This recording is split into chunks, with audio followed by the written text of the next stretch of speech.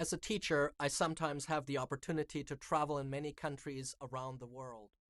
Como profesor, a veces tengo la oportunidad de viajar a muchos países en todo el mundo. Antes de cada viaje, siempre me aseguro de tener claras dos cosas muy importantes. Primero, necesito saber a dónde voy. Y segundo, tengo que saber cómo voy a llegar de un lugar a otro. ¿Voy a tomar un avión? ¿O un autobús? ¿O voy a usar otro medio de transporte? Bueno, algo similar sucede cuando leemos el libro de los Hechos. Nos ayuda a saber hacia dónde va la historia y qué técnicas o estrategias literarias usa Lucas para guiarnos a nuestro destino. Esta es la segunda lección de nuestra serie El libro de los Hechos. En esta serie estamos explorando el registro de la iglesia primitiva que continuó con el ministerio de Jesús. Hemos titulado esta lección Estructura y contenido, porque vamos a observar las formas en que Lucas organizó su material y el mensaje que se propuso enseñar. Nuestro análisis de la estructura y contenido de Hechos se dividirá en tres partes. Primero, examinaremos la estrategia retórica del libro, observando cómo la forma en que Lucas escribió Hechos debe influenciar la forma en que lo interpretamos. Segundo, examinaremos el contenido del libro, destacando el orden de su material y considerando cómo lo habrán comprendido en el primer siglo. Y tercero, sugeriremos un modelo para una aplicación contemporánea del libro, considerando cómo el antiguo mensaje de Lucas puede hablarnos con autoridad en nuestros días. Observemos primero la estrategia retórica del libro de los Hechos. Whenever we read a book in the Bible, it is important. Cada vez que leemos un libro de la Biblia, es importante familiarizarse con la forma en que el autor persuade a sus lectores con respecto a sus puntos de vista. Tenemos que plantearnos preguntas como: ¿por qué el autor escribió este libro? ¿A qué autoridades apela para defender su caso? ¿Cómo diseñó su libro para guiar a sus lectores a las conclusiones apropiadas? Las respuestas a estas preguntas conllevan tanta información aclaratoria que no podemos pasarlas por alto. Al aproximarnos al libro de los Hechos, nos concentraremos en tres aspectos de la estrategia retórica de Lucas. Primero, hablaremos de su propósito definido. Segundo, mencionaremos su dependencia de la autoridad.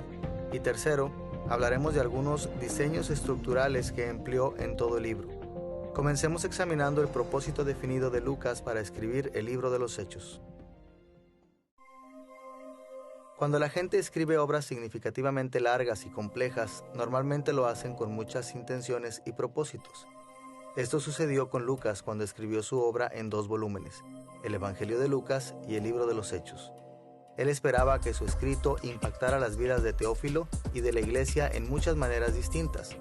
Tenemos que ser cuidadosos entonces de no simplificar demasiado sus propósitos. No obstante, Lucas estableció explícitamente que él tenía un propósito para su obra. Como veremos, Lucas definió claramente que al escribir lo hacía con un doble propósito. Por un lado, Lucas declaró que tenía intenciones históricas, el deseo de escribir un relato histórico verdadero y confiable sobre la iglesia del primer siglo. Y por otro lado, declaró que tenía intenciones teológicas importantes, el deseo de transmitir y confirmar la verdad y el significado del mensaje del Evangelio. Analizaremos ambos aspectos del doble propósito de Lucas, comenzando con su intención de escribir un relato histórico verdadero. En el prólogo de su Evangelio, en Lucas capítulo 1, versículos 1 al 3, Lucas indica que estaba profundamente interesado en escribir una historia fidedigna sobre la iglesia primitiva. Escuchemos sus palabras ahí. Muchos han intentado hacer un relato de las cosas que se han cumplido entre nosotros, tal y como nos las transmitieron los que desde el principio fueron testigos presenciales y servidores de la palabra. Por lo tanto, yo también, excelentísimo Teófilo, habiendo investigado todo esto con esmero desde su origen, he decidido escribírtelo ordenadamente. El interés de Lucas por la verdadera historia aparece en muchas formas en este pasaje. Se refiere a las cosas que se han cumplido entre nosotros, es decir, los acontecimientos históricos que han tenido lugar. Lucas menciona además que entrevistó a testigos presenciales y que investigó con esmero los detalles que registró. También se preocupó de escribir un relato ordenado para que la verdad que estaba reportando fuera comunicada clara y acuciosamente. Lucas estaba interesado en registrar la verdadera historia, porque comprendía un principio básico que se repite en toda la Biblia. Dios se revela a sí mismo en la historia real, en el tiempo y el espacio. Él obra a través de la historia para traer su juicio y su salvación. Lamentablemente, en los siglos recientes, muchos eruditos críticos han argumentado que los conceptos de juicio y salvación son mutuamente excluyentes en la historia real. Generalmente afirman que las acciones sobrenaturales de Dios simplemente no ocurren en la historia, en el tiempo y en el espacio real. En vez de eso, creen que la historia real es únicamente natural, no sobrenatural. El resultado es que, cuando los críticos teológicos leen sobre las acciones de Dios en las Escrituras, a menudo tratan estos relatos como expresiones de sentimientos religiosos no reales, un tipo de ficción pietista. Pero Lucas mismo dejó claro que él no estaba tratando de escribir ficción pietista, estaba tratando de reportar la historia real. De hecho, él escribió en una forma que permitió confirmar o desaprobar con expedición sus afirmaciones. Una sola muestra de esto. Lucas ubicó sus reportes en conocidos contextos históricos. En el libro de los Hechos, por ejemplo, hallamos referencias a hombres como Gamaliel, en el capítulo 5, versículo 34, Galión, en el capítulo 18, versículo 12, Félix, en el capítulo 23, versículo 26, y Festo, en el capítulo 24, versículo 27. Todos ellos muy bien conocidos en el mundo judío y romano antiguo. Al mencionar estos hombres y otros detalles históricos, Lucas hizo posible que sus lectores examinasen su investigación por su cuenta. Ellos podían hablar con otros que habían conocido a la gente y los acontecimientos reportados, y en algunos casos podían leer los escritos de otros sobre los mismos temas. Si los reportes de Lucas no hubiesen sido fieles a los hechos, habría sido fácil para los escépticos refutarlos. Especialmente desde fines del siglo XIX, varios eruditos han examinado la veracidad histórica de Hechos, comparándolo con muchos textos extrabíblicos y otros datos arqueológicos. Muchos de estos estudios han indicado varias formas en que Lucas fue un historiador confiable, pero el tiempo solo nos permitirá mencionar un par de ejemplos específicos. Primero, en Hechos capítulo 28, versículo 7, Lucas refleja un conocimiento de la terminología histórica, cuando se refiere al líder de la isla de Malta como el hombre principal de la isla, Toproto Tesnesu. Esta terminología inusual ha confundido a muchos intérpretes a través de los siglos, pero la investigación arqueológica reciente ha demostrado que este sí era el título oficial de líder en ese tiempo. Segundo, en Hechos capítulo 27, versículos 21 al 26, Lucas describe la acción de Pablo a bordo de un barco en formas que la investigación histórica ha confirmado. Ahí, Lucas escribió que Pablo habló a toda la tripulación del barco que lo llevaba a Roma, aconsejándolos y animándolos en medio de una gran tormenta.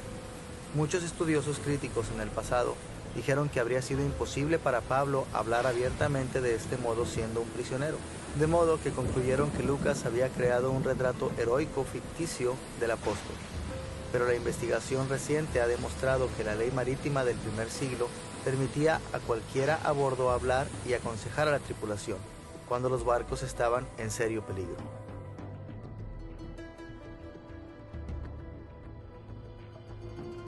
Estos ejemplos ilustran la fidelidad de Lucas a los hechos de la historia y su intención de escribir un relato de los acontecimientos históricos reales nos recuerda que la verdad eterna de Dios no es algo apartado de las realidades concretas de la vida.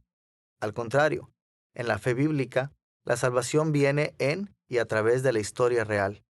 Es por eso que Lucas estaba tan preocupado de escribir un relato verdaderamente fidedigno. Con el propósito histórico de Lucas en mente, debemos mencionar una segunda dimensión de la intención de Lucas, el propósito teológico de transmitir la realidad y el poder del mensaje del Evangelio en el libro de los Hechos. Escuchemos una vez más las palabras de Lucas capítulo 1, versículos 3 y 4. Me ha parecido también a mí escribírtelas por orden, para que conozcas bien la verdad de las cosas en las cuales has sido instruido. Como vemos aquí, Lucas escribió la historia para confirmar lo que le habían enseñado a Teófilo y otros. Esto significa que el libro de los Hechos bien puede caracterizarse como un tipo de historia didáctica o catequística.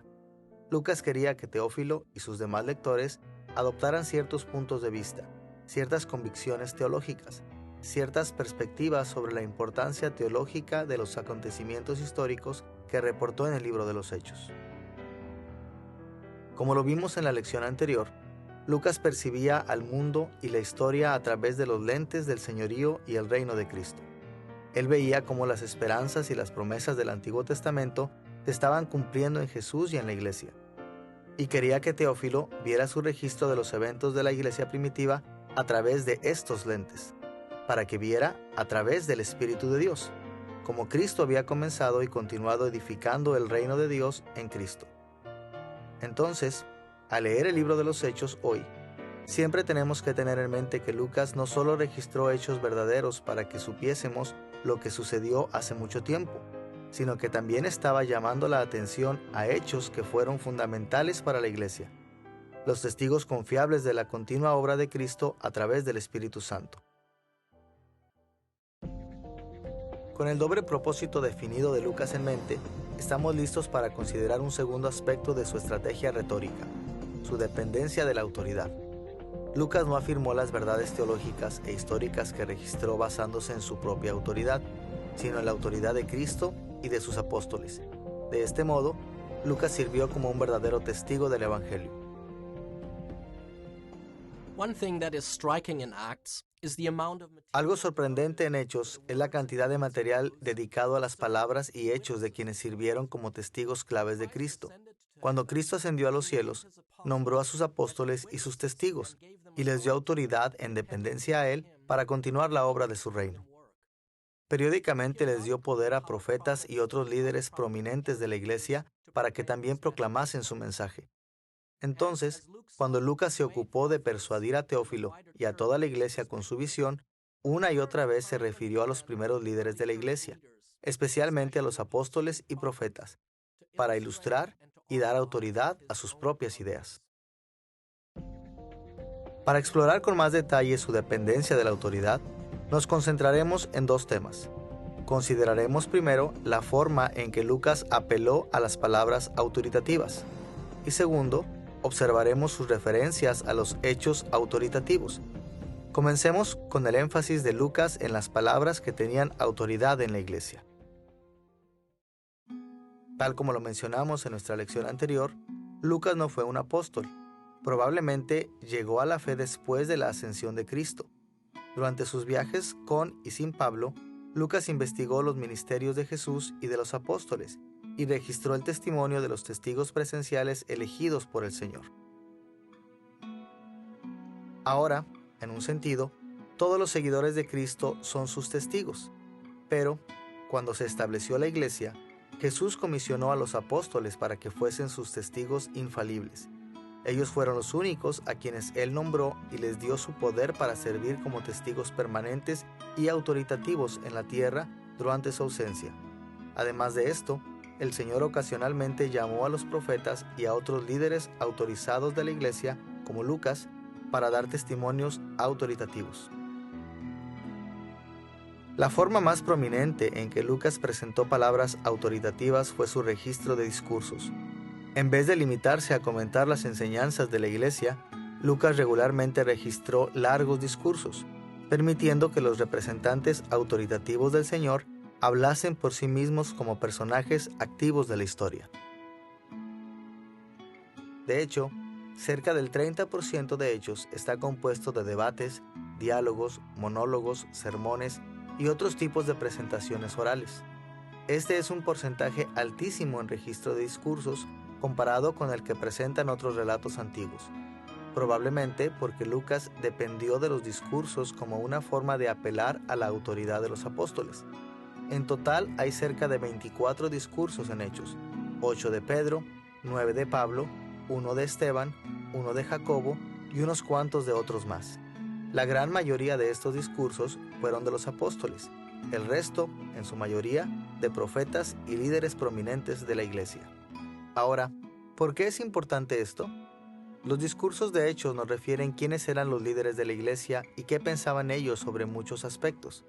Nos muestran por qué los discípulos quisieron sufrir en nombre de Cristo.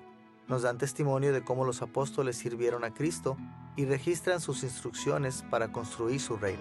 También autorizaron el énfasis de Lucas en la historia de la iglesia primitiva. Ahora, muchos eruditos críticos del siglo XIX y XX no aceptan que Lucas haya provisto reportes fidedignos de los discursos que incluyó en Hechos, y tenemos que admitir que hay ejemplos en el mundo antiguo de relatos históricos en que los discursos no están basados en hechos. Sin embargo, muchos críticos y eruditos evangélicos aseguran que muchos historiadores, antes, durante y después de Lucas, trabajaron duro para confirmar que los discursos que aparecen en sus historias son fieles representaciones de discursos reales. Y de hecho, cuando observamos con mayor detención los discursos en Hechos, hallamos evidencia convincente de que Lucas fue uno de estos historiadores confiables, de modo que los discursos que incluyó en realidad representan las enseñanzas apostólicas autoritativas. En primer lugar, confiamos en los registros de discursos de Hechos, porque Lucas fue inspirado por el Espíritu Santo para escribir una historia infalible y autoritativa. No obstante, hay por lo menos 4 otras formas de ver que los discursos en Hechos son representaciones rigurosas de discursos reales. Primero, los discursos tienen un propio estilo. En comparación con otras porciones de Hechos, se ven naturales de un estilo simple. Algunos de ellos emplean un griego rudo y tosco. Esto demuestra que Lucas estaba más preocupado en escribir lo que los oradores realmente dijeron que en refinar y modificar sus discursos. Segundo, los discursos calzan muy bien en sus respectivos contextos. Cada discurso es a la medida del orador o de la audiencia. Por ejemplo, en Hechos capítulo 4, Pedro habló a los líderes judíos después de sanar a un cojo. Y aunque su discurso proclamó la salvación en Cristo, lo que esperaríamos si Lucas lo hubiese inventado, Pedro apeló directamente a la sanidad como prueba de sus palabras. Más aún, los incrédulos líderes judíos no podían refutar a Pedro porque ellos mismos presenciaron la sanidad. Del mismo modo, los discursos de Pablo reflejan sus respectivos contextos. Por ejemplo, él habla muy distinto a los judíos y temerosos de Dios en Antioquía de Pisidia, en Hechos capítulo 13, que a los estoicos y epicureos en Hechos capítulo 17. Tercero, cada discurso refleja la individualidad de su orador. En tanto los temas comunes son previsibles, cada orador despliega sus características particulares. Por ejemplo, el discurso de Pablo a los ancianos de Éfeso en Hechos 20 tiene un número sorprendente de paralelos con las epístolas de Pablo. Es justo el tipo de discurso que esperaríamos del autor de estas epístolas. Cuarto, en algunas partes, Lucas establece en forma explícita que ha resumido o abreviado algunos discursos. Por ejemplo, en Hechos capítulo 2, versículo 40, menciona que Pedro testificaba con muchas otras palabras. Esto debería inclinarnos a pensar que la meta de Lucas generalmente era proveer una representación real de los discursos en su contexto original. De esta y muchas formas, podemos estar seguros de que Lucas presentó discursos históricamente reales. No inventó ni fabricó los discursos de Hechos para cumplir sus propósitos. En vez de eso, le restó autoridad a sus propios comentarios y elaboraciones narrativas en beneficio del testimonio autoritativo de los apóstoles. Además de registrar las palabras autoritativas, Lucas dependió también de los relatos de hechos autoritativos realizados por la iglesia primitiva para apoyar el mensaje teológico transmitido en el libro de los Hechos. El Espíritu Santo llenó de poder a los apóstoles y algunas veces a los profetas y líderes prominentes de la iglesia primitiva en muchas formas milagrosas que validaron su mensaje del Evangelio. A través de milagros, desde dramáticas manifestaciones de dones espirituales hasta sanidades y resurrecciones. El Espíritu Santo dio testimonio de que los apóstoles eran representantes autoritativos de Cristo. En Hechos capítulo 13, versículos 7 al 12, el ministerio de Pablo fue validado ante el procónsul de Pafos. El procónsul, Sergio Paulo, varón prudente, llamando a Bernabé y a Saulo, deseaba oír la palabra de Dios, pero le resistía Elimas, el mago, procurando apartar de la fe al procónsul. Entonces Saulo, lleno del Espíritu Santo, fijando en él los ojos, dijo: la mano del Señor está contra ti, y serás ciego, y no verás el sol por algún tiempo. E inmediatamente cayeron sobre él oscuridad y tinieblas, y andando alrededor, buscaba quien le condujese de la mano. Entonces el procónsul, viendo lo que había sucedido, creyó maravillado de la doctrina del Señor. Cuando Elímas trató de obstaculizar el Evangelio, el Espíritu Santo llenó de poder a Pablo para que lo dejara ciego. Así entonces, la enseñanza y los hechos de Pablo convencieron al procónsul del Evangelio verdadero. Lucas registró las palabras y los hechos autoritativos para convencer a sus lectores de la verdad de sus relatos. Quería que sus lectores vieran que los apóstoles estaban autorizados por el Señor Jesús y que la iglesia en todas partes y generaciones estaba obligada a seguir su testimonio al continuar construyendo el reino de Dios en dependencia a Cristo. Ahora que ya hemos observado el propósito definido y la dependencia de la autoridad, estamos listos para ir a la tercera dimensión de la estrategia retórica de Lucas, el patrón estructural que Lucas usó en todo el libro de los Hechos. El libro de los Hechos presenta muchos diseños estructurales, pero en honor al tiempo, nos concentraremos en dos facetas de la estructura de Hechos. Exploraremos primero el prominente diseño de repetidos resúmenes y luego veremos el diseño de crecimiento en la iglesia que aparece en Hechos. Comencemos con la forma en que Lucas usó los resúmenes. Biblical writers make their presence known in narratives on many different levels. Los escritores bíblicos se hacen presentes a través de relatos en muchos niveles diferentes. A veces, y para efectos prácticos, se esconden detrás de la acción de una historia. Otras veces, dan un paso al frente para hacer comentarios explícitos sobre lo que está ocurriendo en sus relatos. Llamamos a esta última técnica comentarios del autor. Lucas hizo muchos comentarios a través de todo Hechos. Proporcionó información sobre el trasfondo, reveló las intenciones del corazón de los personajes, describió escenarios, etc. Lo hizo para asegurarse de que su mensaje fuera presentado con fidelidad y claridad. Muchos lectores han destacado que el libro de los Hechos describe el progreso del Evangelio desde Jerusalén hacia afuera, y que luego de cierto avance, Lucas se detiene para resumir los hechos sucedidos hasta ese punto.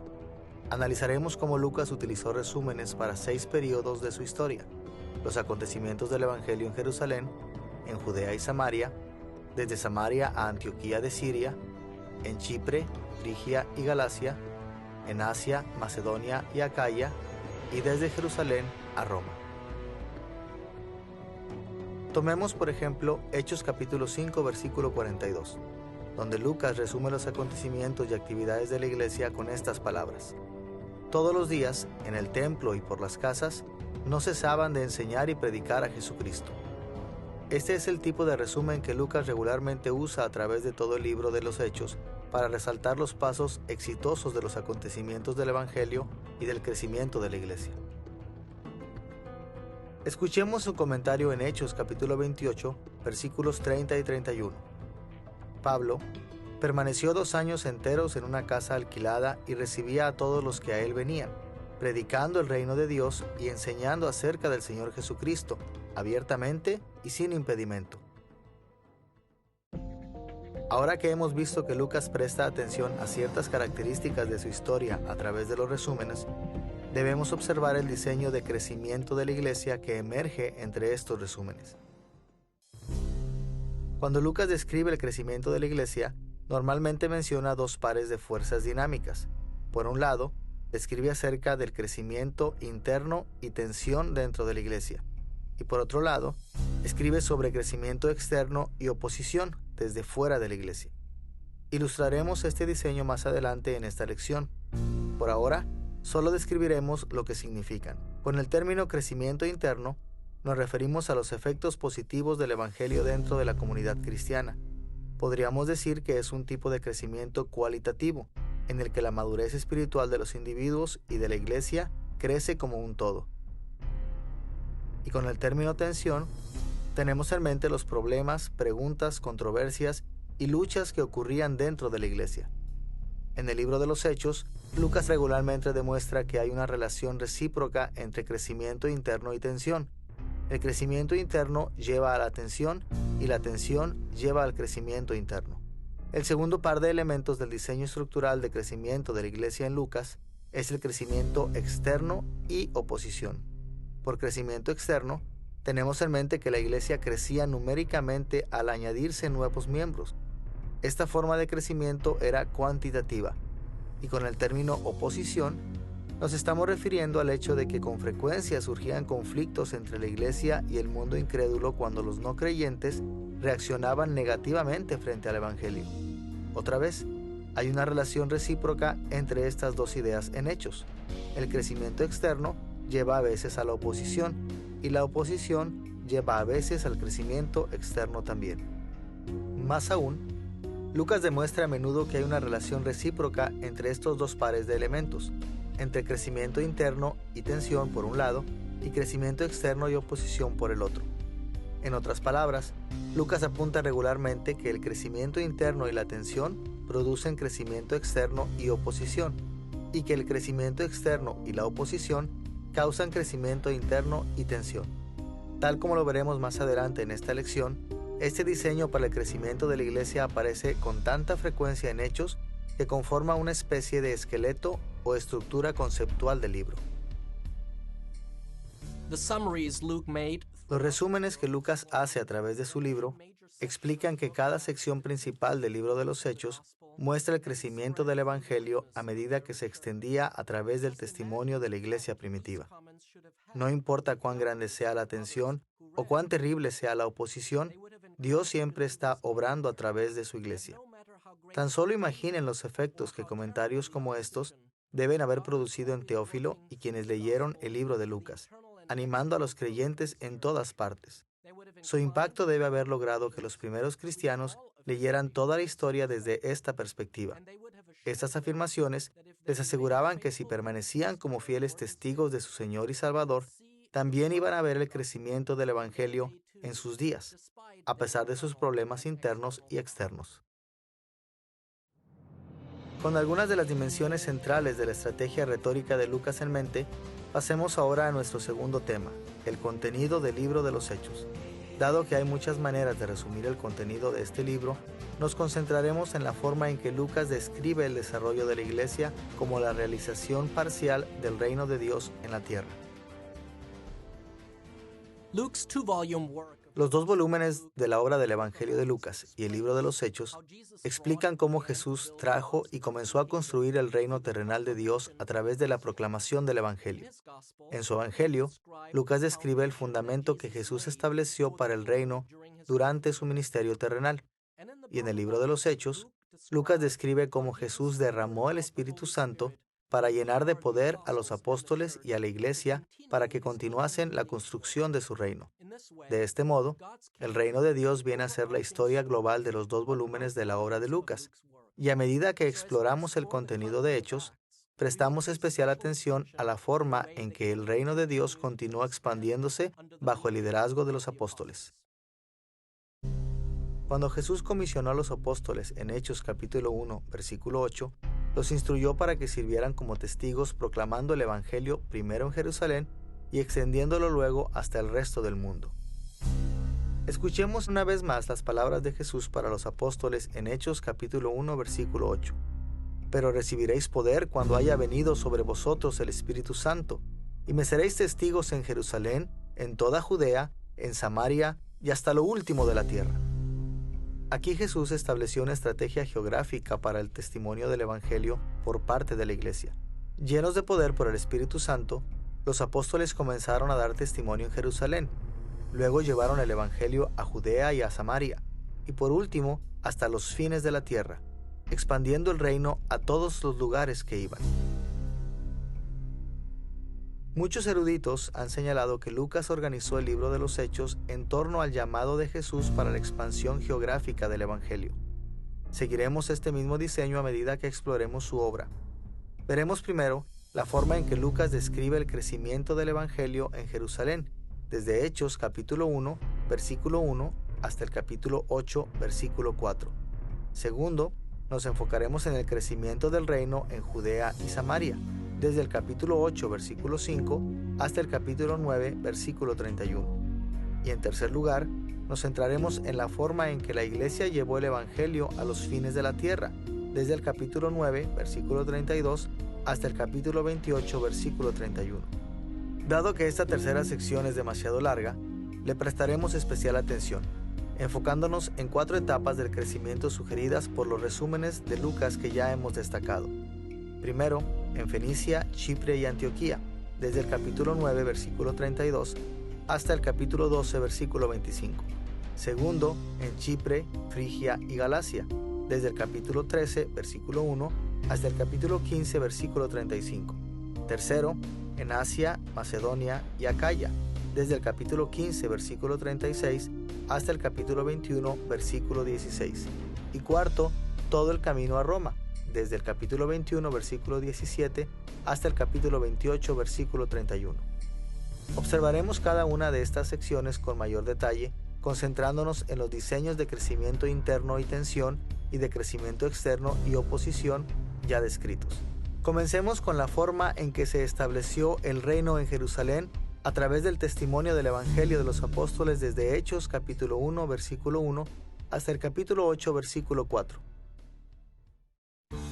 Jerusalén era la capital del antiguo Israel, la nación especial de Dios en el Antiguo Testamento. Jerusalén es el punto de partida del relato de Lucas, dado el papel central que había jugado en el reino de Dios a través de todo el Antiguo Testamento y en el ministerio de Jesús. Más aún, Lucas escribió sobre los acontecimientos en Jerusalén en varios otros lugares de Hechos, mostrando siempre que la obra de los apóstoles de extender el Evangelio a nuevas tierras aún estaba enraizada en esta ciudad especial. Lucas reportó el crecimiento del reino a través del Evangelio en Jerusalén en 4 paquetes narrativos principales. Primero, anticipación y derramamiento del Espíritu en Hechos capítulo 1 y 2. Segundo, sermón de Pedro en el templo y la persecución que le siguió en Hechos capítulo 3 y 4. Tercero, la historia de Ananías y Zafira y la persecución que le siguió en Hechos capítulo 5. Y cuarto, la elección de diáconos y la persecución que le siguió, desde Hechos capítulo 6, versículo 1, hasta el capítulo 8, versículo 4. Por medio de una ilustración, el crecimiento interno aparece en un número de acontecimientos bien conocidos que ocurrieron en Jerusalén, tales como la comisión de los apóstoles en Hechos capítulo 1, el derramamiento del Espíritu Santo en Pentecostés en Hechos capítulo 2, la experiencia de milagros en Jerusalén, especialmente con Pedro, en Hechos capítulo 3, 4 y 5. Al mismo tiempo, también vemos tensiones dentro de la comunidad cristiana en muchas formas, incluyendo la cuestión de quién será el 12º apóstol en Hechos capítulo 1, la mentira de Ananías y Zafira sobre el dinero que habían donado en Hechos capítulo 5 y la discriminación en contra de las viudas helenistas en Hechos capítulo 6. Además de esto, el registro de Lucas del testimonio del Evangelio en Jerusalén sigue también el diseño del crecimiento externo y la oposición. Por ejemplo, en el día de Pentecostés, cerca de 3,000 personas se agregaron a la iglesia en Hechos capítulo 2. La membresía de la iglesia creció en alrededor de 5,000 cuando Juan y Pedro fueron encarcelados en Hechos capítulo 4, y muchos sacerdotes judíos se agregaron a la iglesia en Hechos capítulo 6. Incluso así, tal como lo comentamos, este crecimiento externo fue acompañado de una gran oposición del mundo incrédulo, como el arresto y azotamiento a Pedro y Juan en Hechos capítulo 5, el martirio de Esteban en Hechos capítulo 7 y la dispersión a causa de la persecución de la iglesia de Jerusalén en Hechos capítulo 8. Era esperable que la tensión interna y la oposición externa desanimaran a la incipiente iglesia en Jerusalén. Pero bajo el poder del Espíritu Santo, la realidad fue exactamente lo contrario. El testimonio del Evangelio continuó avanzando con gran fuerza, con un progreso definitivamente irrefrenable. La segunda división principal de Hechos se concentra en el testimonio del Evangelio de la iglesia en Judea y en Samaria, desde Hechos capítulo 8, versículo 5, hasta el capítulo 9, versículo 31. Las regiones de Judea y Samaria eran más o menos equivalentes a las regiones del sur y del norte de la tierra prometida dada a Israel en el Antiguo Testamento. Jesús mismo había ministrado en estas regiones antes de su ascensión. El enfoque de Lucas en Judea y Samaria se puede dividir en dos paquetes principales de historias: el ministerio de Felipe en Hechos capítulo 8 versículos 5 al 40 y la conversión de Pablo en Hechos capítulo 9 versículos 1 al 31. Por un lado, estas historias atraen la atención al crecimiento interno de la iglesia. Por ejemplo, el crecimiento interno continuó en tanto los nuevos creyentes siguieron siendo llenos del Espíritu Santo en Hechos capítulo 8, y Saulo fue hecho apóstol después de su conversión en Hechos capítulo 9. Sin embargo, y mano a mano con estos acontecimientos, la tensión también surgió dentro de la iglesia. Por ejemplo, surgieron preguntas en Hechos capítulo 8 porque algunos creyentes no habían recibido aún el Espíritu Santo. Simón el mago trató de comprar el poder del Espíritu Santo de los apóstoles en Hechos capítulo 8. Por otro lado, también seguían el diseño de crecimiento externo y la oposición. Por ejemplo, la iglesia continuó creciendo numéricamente en Judea y Samaria a través de eventos como los muchos convertidos a través del ministerio evangelístico de Felipe en Hechos capítulo 8 y la conversión de Saulo en Hechos capítulo 9. Aún así, este crecimiento no ocurrió sin oposición de los incrédulos. Por ejemplo, Saulo persiguió a los creyentes antes de su conversión en Hechos capítulo 9 y algunos judíos hicieron el intento de asesinar a Saulo después de su conversión en Hechos capítulo 9. Una vez más, la tensión interna y la oposición externa finalmente fallaron en detener a la iglesia. En vez de eso, el Espíritu Santo usó estos desafíos para traer más madurez y crecimiento numérico a la iglesia. La tercera sección principal de Hechos describe cómo el Evangelio se extendió más allá de las fronteras de la tierra prometida, hasta los confines de la tierra, como se le conocía entonces.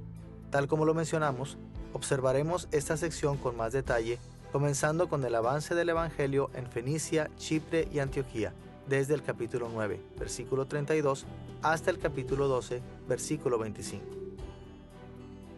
Esta sección trata sobre la primera expansión importante del Evangelio más allá de Judea y Samaria, y la extensión hacia las tierras gentiles cercanas de Fenicia, Chipre y Antioquía de Siria. En esta porción de Hechos, leemos sobre el ministerio de Pedro en Lida y Jope, en Hechos capítulo 9, versículos 32 al 43.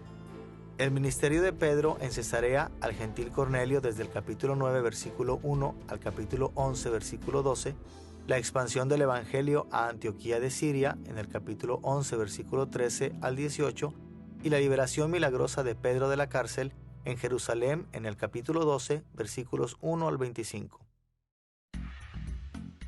No es de sorprender que el diseño de crecimiento interno y la tensión también continuaran aquí. Lucas registró varios ejemplos de crecimiento interno. Por ejemplo, los gentiles fueron traídos a la iglesia en Hechos capítulo 10.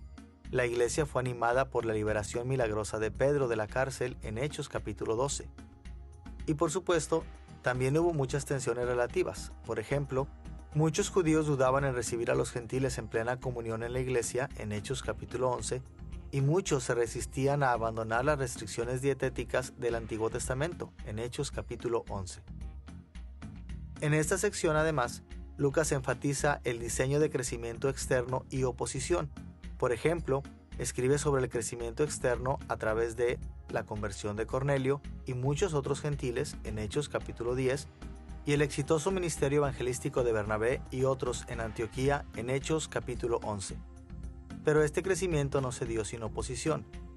Esta persecución incluyó la muerte de Santiago en Hechos capítulo 12 y el encarcelamiento de Pedro en Hechos capítulo 12. Pero, a pesar de la tensión y la oposición, el testimonio del Evangelio finalmente no fue obstaculizado. El Espíritu Santo continuó bendiciendo la evangelización y el discipulado de la iglesia, superó las divisiones raciales y la persecución, incluso liberó a Pedro de la cárcel en forma milagrosa.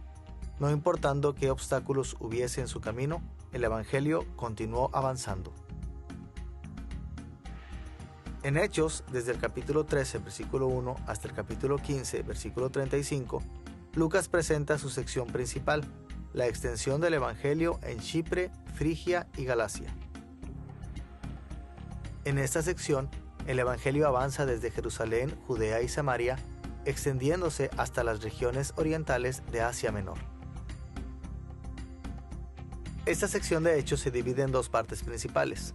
El primer viaje misionero de Pablo, desde Hechos capítulo 13, versículo 1, hasta el capítulo 14, versículo 28. Y el concilio de Jerusalén, en Hechos capítulo 15, versículos 1 al 35. Continuando con esta estrategia, Lucas también repite en esta sección el diseño de crecimiento interno y tensión. Apunta al diseño de crecimiento interno a través de cosas como el fortalecimiento de Pablo a las iglesias en Galacia en Hechos capítulo 14 y la decisión del concilio de Jerusalén de no exigir la circuncisión a los gentiles convertidos a Cristo en Hechos capítulo 15. En esta sección, Lucas también menciona la tensión interna, especialmente cuando escribe sobre las dificultades prácticas en relación a los gentiles convertidos. La tensión aumentó entre los creyentes judíos y gentiles a causa de la circuncisión y los rigores de la dieta judía tradicional en Hechos capítulo 15. Con respecto al crecimiento externo y oposición, Lucas mencionó muchos temas como el crecimiento numérico generado por el primer viaje misionero de Pablo, como se reporta en Hechos capítulo 14. Pero tal como antes, este crecimiento vino acompañado de una fuerte oposición.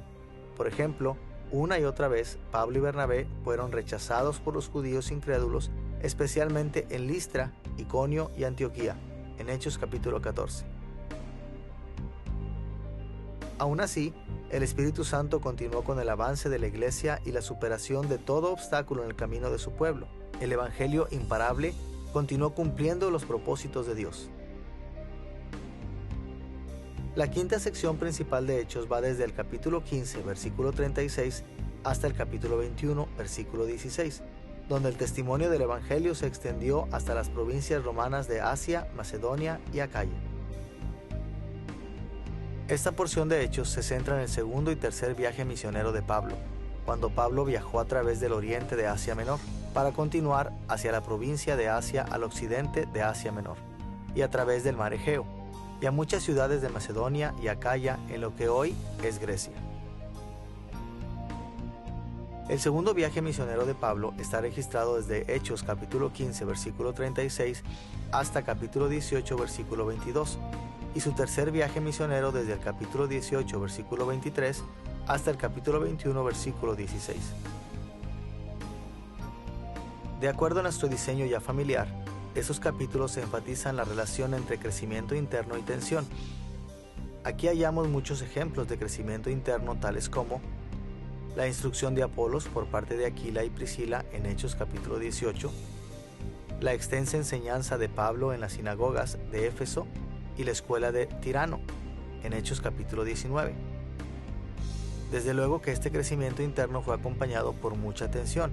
Por ejemplo, la discusión de Pablo y Bernabé sobre Marcos y su separación en Hechos capítulo 15, la advertencia de Pablo a la iglesia para protegerlos contra los líderes con motivaciones perversas en Hechos capítulo 20. Ahí también leemos sobre crecimiento externo y oposición. Por ejemplo, vemos el crecimiento externo de los muchos convertidos que Pablo ganó y en las iglesias que plantó durante su segundo y tercer viaje misionero en Hechos capítulo 15 al 21. Pero vemos también oposición, como las turbas furiosas que intentaron matar a Pablo en Hechos capítulos 17 y 21, y los celotes judíos que perseguían a Pablo de ciudad en ciudad, incitando a la gente en contra de él en Hechos capítulo 17 y 20. Una vez más, Lucas muestra que el Evangelio se extiende efectivamente a través de todo el mundo. Las tensiones internas y la oposición externa fueron dificultades constantes, pero no pudieron detener el progreso del Evangelio potenciado por el Espíritu Santo. Finalmente, la última porción principal del relato de Lucas se concentra en el testimonio del Evangelio en Roma, desde Hechos capítulo 21, versículos 17, hasta el capítulo 28, versículo 31. Esta sección se concentra en el viaje de Pablo desde Jerusalén a Roma, y luego en su posterior arresto, encarcelamiento y traslado a Roma. Estos materiales se dividen más o menos en 4 grandes secciones. Último testimonio de Pablo en Jerusalén, desde Hechos capítulo 21, versículo 17, hasta el capítulo 23, versículo 11. Encarcelamiento de Pablo, desde el capítulo 23, versículo 12, hasta el capítulo 26, versículo 32. su difícil viaje a Roma desde Hechos capítulo 27 versículo 1 hasta el capítulo 28 versículo 14 y finalmente su testimonio en Roma en el capítulo 28 versículos 15 al 31. Tal como lo esperábamos, estos capítulos incluyen los diseños ya familiares del crecimiento interno y tensión. Vemos varias evidencias de crecimiento interno, incluyendo cosas como el gozo de los creyentes judíos en Jerusalén al oír que muchos gentiles estaban llegando a la fe en Hechos capítulo 21, y la disposición de Pablo y otros a sufrir e incluso morir para extender el Evangelio en Hechos capítulo 22. Pero vemos también que este crecimiento interno vino acompañado de tensión.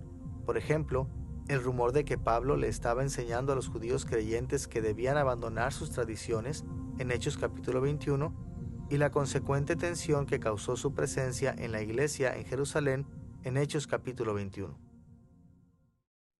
También hallamos el diseño de crecimiento externo y oposición. Lucas toma nota de que la iglesia tuvo grandes avances en crecimiento externo durante este periodo. Por ejemplo, Pablo fue capaz de presentar el Evangelio a muchos oficiales de alto rango en Hechos capítulo 23, 24, 25, 26 y 28. Predicó sin impedimento en Roma en Hechos capítulo 28. Pero Lucas también apuntó al hecho de que una fuerte oposición acompañó a este crecimiento, incluyendo el arresto de Pablo y sus 4 años de encarcelamiento por el gobierno romano en Hechos capítulo 24 y su encarcelamiento en Roma en Hechos capítulo 28. Cada sección principal de Hechos prueba que el testimonio fiel del Evangelio no falló. El Espíritu Santo llenó a la iglesia de poder para que llevase el Evangelio desde Jerusalén a la capital misma del Imperio Romano. A pesar de los problemas internos y externos que padeció la iglesia, el Evangelio sin impedimentos llevó a la iglesia a la madurez espiritual y a la expansión numérica, a la vez que el reino de Dios se extendió hasta lo último de la tierra. Ahora que ya hemos explorado la estrategia retórica y el contenido de Hechos, vayamos al tercer tema, los pasos para una aplicación contemporánea. ¿Cuáles son los principales aspectos a considerar al aplicar las verdades de Hechos en nuestros propios días? Al explorar este tema, primero nos concentraremos en el carácter literario de Hechos, destacando algunas de sus principales características. Segundo, hablaremos de algunas discontinuidades entre el primer siglo y nuestros días que afectan a nuestra aplicación contemporánea de su libro. Y tercero, afirmaremos algunas continuidades importantes entre el primer siglo y los días modernos que nos ayudan a relacionar el significado original de Hechos con nuestras propias vidas. Comencemos observando el carácter literario de Hechos. Los distintos tipos de literatura comunican sus ideas de distintas maneras. Así, hallamos muchos tipos de literatura en la Biblia. Hay relatos históricos, poemas, discursos, parábolas, proverbios, leyes, etc. Y cada uno de estos tipos de literatura se comunica en forma diferente. Si aspiramos a entender el libro de los Hechos en forma responsable, tenemos que considerar el tipo de literatura que es y las formas en que este tipo de literatura comunica sus ideas. Hay mucho que podemos decir sobre Hechos desde un punto de vista literario, pero el tiempo solo nos permitirá destacar 3 de sus características más prominentes. Primero, Lucas fue selectivo en sus reportes. Segundo, él diseñó hechos en episodios.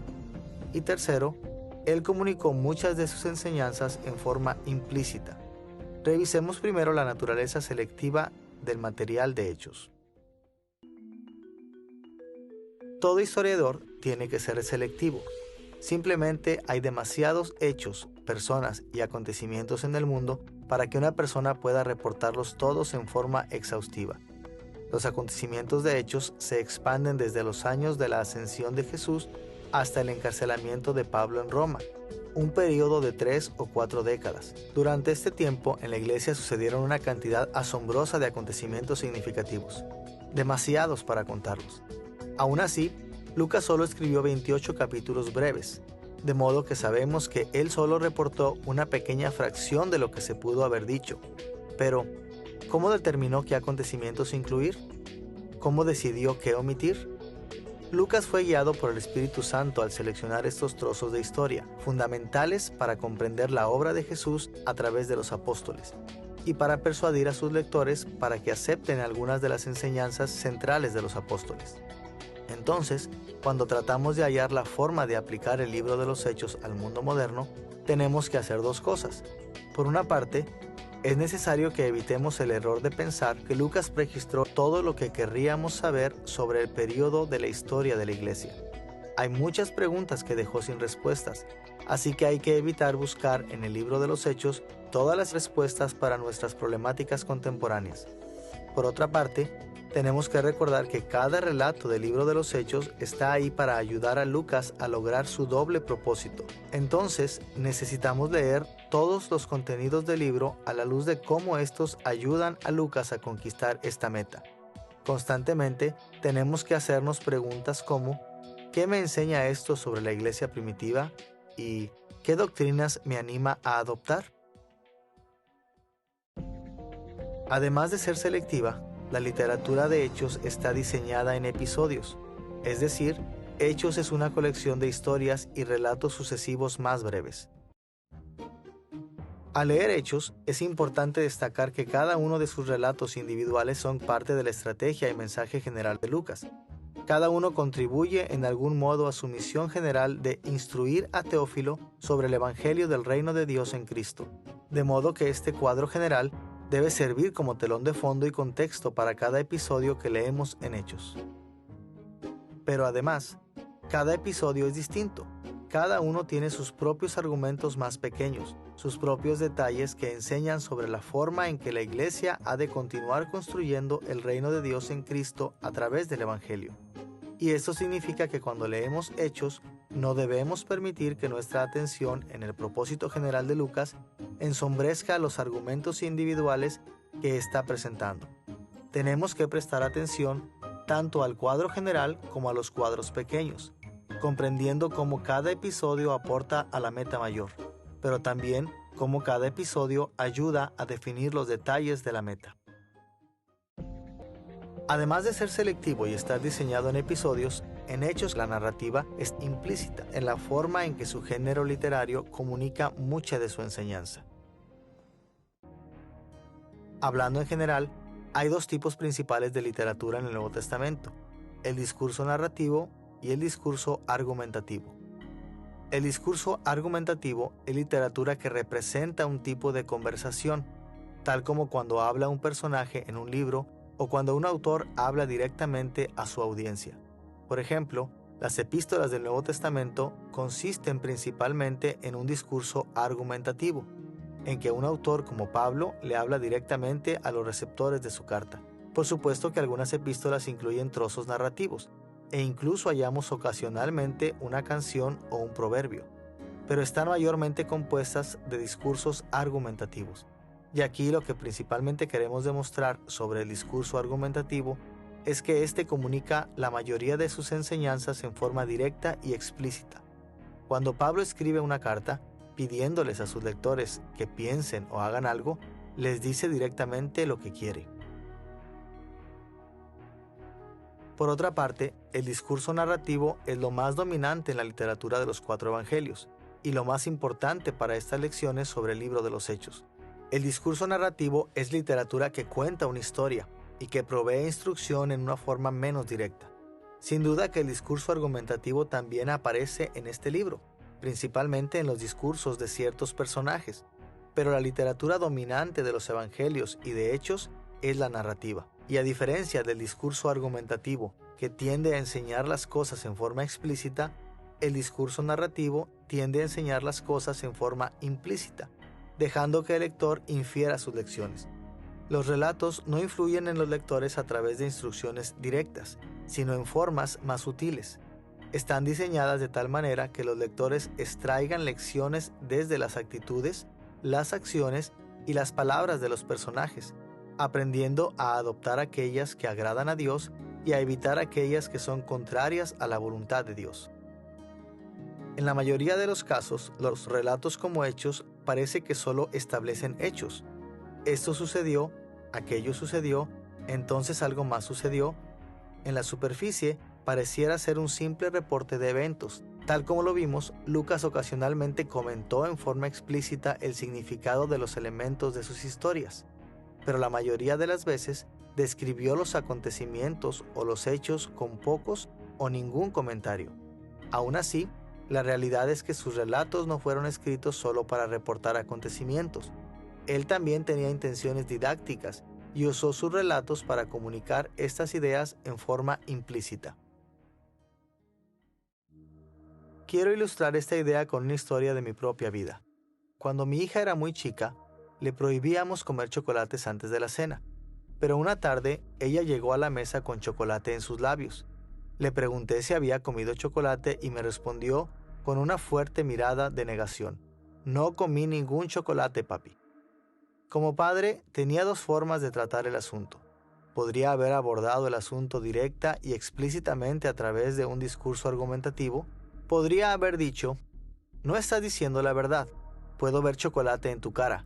Estás en problemas". Pero también tenía una opción narrativa, más indirecta e implícita. Podría haber sentado a mi pequeña hija en mis piernas y haberle dicho: "Quiero contarte una historia.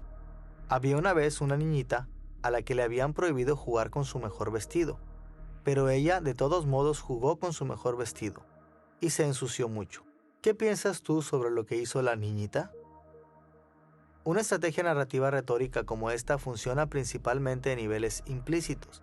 Invita al niño a preguntarse: ¿estuvo mal que la niñita no obedeciera? La belleza y poder de la narrativa está en que comunica este tipo de ideas en forma implícita. Si es suficientemente sutil, la narrativa involucra al lector en las circunstancias de la historia. Él o ella se involucran personalmente en una forma que evita que la persona que está escuchando esté a la defensiva. Permite que la persona que está escuchando sea mucho más enseñable. Cerca del 70% del libro de Hechos se presenta a través de relatos. En la mayor parte del libro, Lucas les dice esencialmente a sus lectores: "Quiero contarles una historia sobre la obra de Dios en la iglesia primitiva". Una historia absolutamente verdadera, por supuesto. Los invitó a entrar al mundo de la historia verdadera, pero presentó esta historia en la forma de un relato, porque quería que sus lectores sacaran ellos mismos las conclusiones a partir de los hechos registrados. Al leer el libro de los Hechos, entonces, es importante que busquemos esas enseñanzas implícitas. Sin duda que una de las principales formas de evaluar y aplicar cualquier relato bíblico a nuestras vidas es viendo cómo reacciona Dios frente a los acontecimientos que ocurren. Por sobre todo lo demás, sus palabras y sus acciones son perfectamente infalibles. Como resultado, siempre deberíamos tomar nota de las cosas del libro de los Hechos que Dios aprueba y bendice, así como aquellas que desaprueba o maldice. Todo lo que Dios bendice tiene que ser bueno. Todo lo que Dios desaprueba o maldice tiene que ser malo. Como leemos en Hechos, tenemos que tratar de emular las creencias, actitudes y conductas que agradan a Dios y evitar las que se oponen a Él. Además de esto, dado que Lucas confiaba tan fuertemente en el pensamiento de los líderes de la iglesia primitiva, otra forma de ver las enseñanzas implícitas de Lucas es observando los ejemplos que Lucas nos da. Por lo general, debemos inferir que se nos llama a simpatizar con las acciones y los dichos de gente confiable como los apóstoles, los profetas y otros líderes respetables de la iglesia. Sus acciones serán apropiadas y su testimonio verdadero. En consecuencia, debemos responder con nuestros corazones a este llamado y amoldar nuestra conducta y pensamientos a los suyos. Lo opuesto también es cierto. Cuando los apóstoles o la iglesia condenan a los personajes del libro de los Hechos, podemos inferir que las acciones de estos eran malas y que no debemos seguir su ejemplo. Ahora, estas no son en absoluto las únicas implicaciones que Lucas presentó en Hechos, aunque sí proveen una base sólida para que los lectores modernos comiencen a aprender cómo extraer las conclusiones correctas de los relatos bíblicos. Una vez comprendido el carácter literario de Hechos, tenemos que ir a las discontinuidades entre el primer siglo y el mundo moderno que afectan a la forma en que aplicamos el libro de los Hechos. We must always remember Siempre debemos recordar que aunque la Biblia fue escrita para nosotros, no fue escrita directamente a nosotros. Sabemos en forma explícita que los receptores originales fueron Teófilo y la gente del primer siglo. Entonces, en cierto sentido, estamos leyendo sobre su hombro cuando leemos el libro de Lucas. Precisamente no estamos oyendo lo que Lucas nos dijo a nosotros, sino más bien oyendo a distancia lo que Lucas les dijo a ellos. Tenemos que estar dispuestos entonces a que al menos algunas de las enseñanzas de Hechos se aplican en forma distinta a nosotros que a Teófilo y a los demás lectores originales de Lucas. Si solo nos limitamos a repetir lo que vemos en las Escrituras, sin tomar en cuenta estas diferencias, con frecuencia vamos a aplicar la palabra de Dios en forma dañina e incorrecta. Resumiremos estas discontinuidades entre el mundo de Lucas y el nuestro en dos formas. Primero, vivimos en un tiempo distinto del suyo. Y segundo, el mundo ha cambiado bastante desde el siglo I. De manera que tenemos circunstancias distintas, situaciones distintas a las de aquellos a quienes Lucas les escribió primero este libro. Analizaremos primero el hecho de que vivimos en un tiempo distinto al de aquellos que recibieron primero el libro de los Hechos. Por ejemplo, es muy importante recordar que el libro de los Hechos se concentra en los apóstoles, los testigos autoritativos de Cristo en el primer siglo. Muchas de las acciones de Dios a través de los apóstoles fueron específicas para aquel tiempo y lugar de la historia de la redención. Fueron logros revolucionarios y fundacionales que nunca se han de repetir. Por ejemplo, la sola existencia de los apóstoles fue única. Como lo veremos en otra lección más adelante, nunca podrá haber otro apóstol. Una razón es que para calificar para el oficio de apóstol, un hombre tenía que haber visto al Señor resucitado. Otra razón es que Dios mismo tendría que nombrarlo para el oficio de apóstol. Entonces, así como es razonable decir que Hechos nos enseña a respetar y someternos a los líderes de nuestra propia iglesia, no tenemos apóstoles vivos hoy con nosotros. Lo mejor que podemos hacer es someternos a su testimonio escrito en el Nuevo Testamento. Lamentablemente, muchos grupos cristianos han visto a Hechos como un modelo de vida cristiana que debería ser seguida en todos los tiempos al pie de la letra. Por ejemplo, Hechos capítulo 2, versículo 1 al 4, enseña que el Espíritu Santo fue derramado dramática y milagrosamente en el día de Pentecostés, y quienes lo recibieron comenzaron a proclamar el Evangelio en diversos idiomas y dialectos. Este fue un evento especial que ocurrió con el derramamiento inicial del Espíritu para dar poder a los apóstoles y a otros creyentes primitivos para el servicio a Cristo. Hay otros acontecimientos similares que ocurren ocasionalmente en Hechos, pero solo como un resultado directo de la obra de los apóstoles. La constante en Hechos es que cada creyente recibe el Espíritu Santo para que su carácter sea transformado y se convierta en un testigo. Lo que no es constante en Hechos es la presencia o ausencia de manifestaciones particulares del Espíritu Santo. Sin embargo, algunas ramas de la Iglesia insisten en que hoy todavía se debe manifestar siempre una llenura del Espíritu, proclamando el Evangelio en diversas lenguas o idiomas. Cuando los cristianos bien intencionados fracasan en darse cuenta de las discontinuidades entre el primer siglo y nuestros días, a menudo tratan de aplicar en forma inapropiada las enseñanzas de Hechos.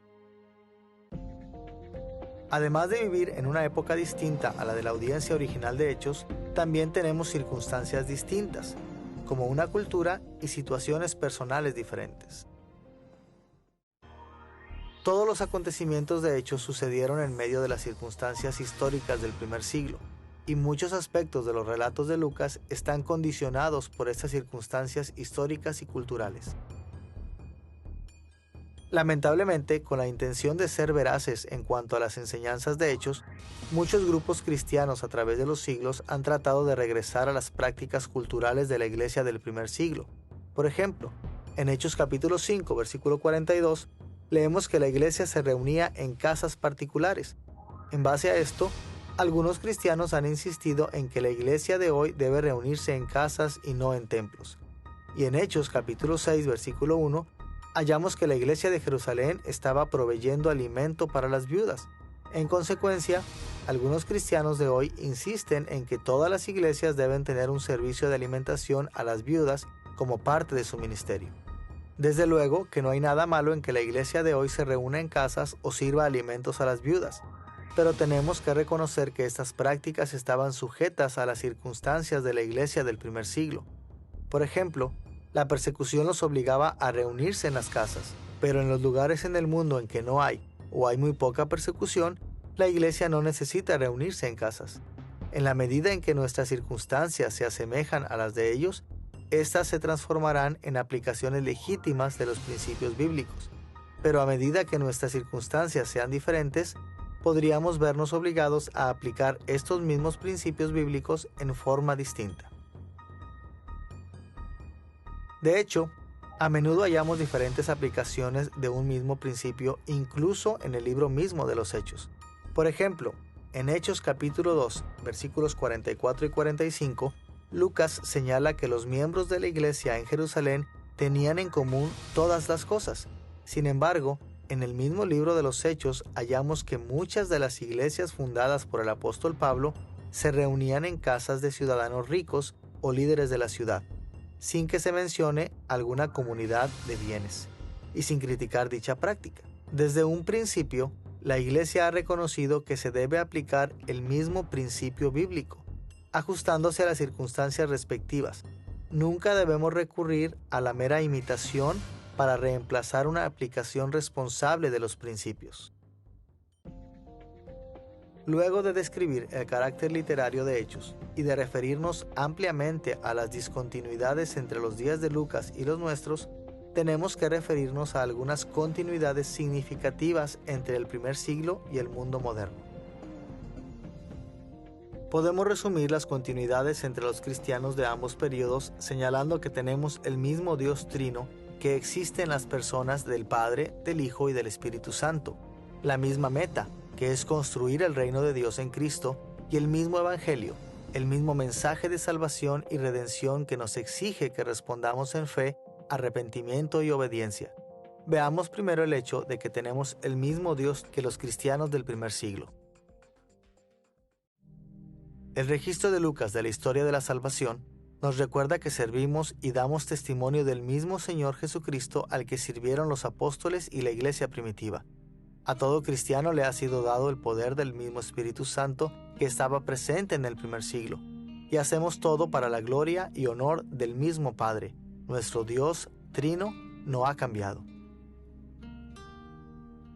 Dios obró a través del Evangelio en forma grandiosa en el primer siglo, y hoy continúa haciéndolo. Si Dios se ve ausente en tu vida personal o en la vida de tu iglesia o denominación, entonces las cosas no son como deberían ser. Si no vemos que Dios está obrando, trayendo salvación a los perdidos y construyendo su iglesia, entonces tenemos que volvernos a Dios en arrepentimiento y fe, pidiéndole que continúe con su obra de la historia de la salvación por gracia en nuestras vidas y en nuestras iglesias. Además del mismo Dios, los cristianos de hoy tienen la misma meta que la iglesia del libro de los Hechos. En el libro de los Hechos, el propósito de Dios era construir su reino en Cristo a través de los apóstoles. Ellos trabajaron por esa meta, fomentando el desarrollo de la iglesia e incrementando el tamaño de la iglesia a través del Evangelio. Pero sabían, además, que la expansión del reino de Dios para llenar toda la tierra exigiría más de una docena de hombres trabajando por un poco de tiempo. Y por eso, prepararon a la iglesia para que trabajaran junto con ellos y continuara después de su muerte. Podríamos decir que tal como Jesús les asignó a los apóstoles la tarea de construir su reino, los apóstoles le asignaron esa tarea a la iglesia. Desde luego que esta tarea de construcción del reino no terminará hasta el regreso de Cristo en gloria, de modo que la meta de la iglesia moderna aún es conformarse a la misión de Dios de construir su reino en Cristo y traer a todo el mundo y a toda vida bajo su señorío. Y hacemos esto principalmente apoyándonos en las enseñanzas de los apóstoles sobre la salvación, la ética, el carácter piadoso, las relaciones personales, la evangelización y todos los demás temas de la vida. Después de esto, si hemos de honrar y obedecer a Cristo, la iglesia tendrá que someterse al testimonio autoritativo de sus apóstoles. Por ejemplo, Lucas se preocupó de registrar las diferentes formas en que los apóstoles expandieron el reino a través de muchas situaciones y culturas. y siguiendo su ejemplo, podemos utilizar los mismos medios para profundizar el logro de la meta del reino en nuestros días. Sí, tenemos que hacer ajustes a la luz de las discontinuidades entre el mundo moderno y el mundo antiguo, pero, dado que hemos de someternos a la misión establecida por Dios, en vez de desarrollar nuestro propio plan, la meta y los principios subyacentes siguen siendo los mismos en cada generación. Finalmente, además de tener el mismo Dios y la misma meta, a los cristianos modernos se les llama a proclamar el mismo evangelio que la iglesia del primer siglo. No importa cuánto cambie el mundo, una cosa permanece constante. Los seres humanos están caídos en una rebelión pecaminosa contra Dios y están apartados de Él, con una desesperada necesidad de redención. Todos necesitamos la misma salvación, y esa salvación está disponible en Cristo, quien perdona nuestro pecado y nos lleva a su reino. Este es el mensaje del Evangelio que los apóstoles enseñaron en el primer siglo. Es el mensaje del Evangelio que Lucas proclamó en Hechos y es el Evangelio que debemos abrazar y obedecer. El mensaje es simple. Tal como Pablo y Silas se lo dijeron al carcelero en Filipos en Hechos capítulo 16 versículo 31, el Evangelio es: cree en el Señor Jesucristo y serás salvo tú y tu casa. Ese simple mensaje tiene profundas implicaciones. Cubre todos los aspectos de nuestra vida individual y corporativa, desafiándonos a ser transformados para llegar a ser testigos ante el mundo. Este evangelio sigue siendo el mismo para todos, en todos los lugares y en todos los tiempos. Todos son llamados a arrepentirse de su rebelión pecaminosa y confiar en Cristo. Todos han de someterse a su señorío y han de construir su reino. Este llamado debe llegar a toda la gente de nuestros días, tal como se ha proclamado en todo el mundo desde los días de los apóstoles. El llamamiento a la obediencia es para judíos y gentiles, ricos y pobres, hombres y mujeres, respetados y despreciados. Vence todo tipo de resistencia y obstáculo, porque es la palabra de Cristo que reina con el poder de su Espíritu Santo para la gloria de su Padre. Tal como enseña el libro de los Hechos, no hay prueba, ni tensión, ni oposición lo suficientemente poderosas para oponerse al crecimiento y la expansión de la redención. Es por eso que los cristianos modernos deben ser auténticos y valientes para predicar y declarar el Evangelio de los apóstoles, llamando a todos al arrepentimiento y a la fe en Cristo, y uniéndose a ellos como ciudadanos leales del reino de Dios. En esta lección hemos revisado las estrategias retóricas que Lucas usó en el libro de los Hechos, el contenido de su obra y los principales pasos necesarios para la aplicación contemporánea de sus enseñanzas. Nuestro análisis de estos temas debería ayudarnos a entender, apreciar y vivir en nuestros días según sus enseñanzas autoritativas. Hay muchas maneras en que el libro de los Hechos sirve como una puerta de entrada desde el tiempo de Cristo al tiempo de la Iglesia moderna. Explica cómo la Iglesia primitiva entendió y aplicó la persona, la obra y las enseñanzas de Cristo, y siente el fundamento para las formas en que los cristianos modernos hemos de entender y aplicar esas mismas ideas en nuestras propias vidas. De modo que mientras más capaces seamos de reconocer los propósitos y los métodos de Lucas en Hechos, estaremos mejor equipados para vivir honrando y sirviendo a nuestro Rey resucitado.